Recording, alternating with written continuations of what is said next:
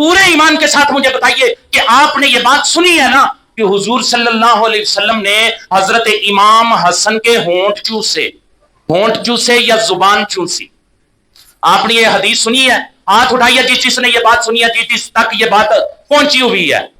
کتنی اہم بات ہے حضور کی محبت امام حسن کے ساتھ، اپنے شہزادے کے ساتھ۔ اب مجھے یہ بتائیے کہ یہ جو روایت ہے کہ حضور نے امام حسن کے ہونٹ یا زبان چوسے، یہ ہم تک پہنچائی کس نے ہے؟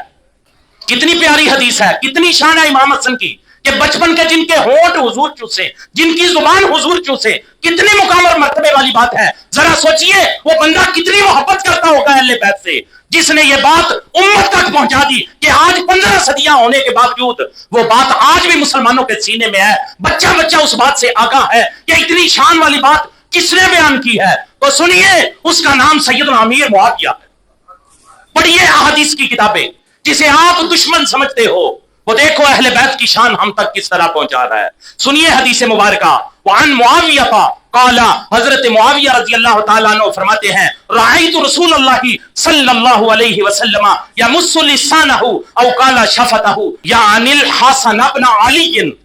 کہتے ہیں حضرت امیر معاویہ رضی اللہ تعالیٰ عنہ فرماتے ہیں کہ میں نے رسول کریم صلی اللہ علیہ وسلم کو حسن کی زبان یا شاید فرمایا ہونٹ چوستے ہوئے دیکھا۔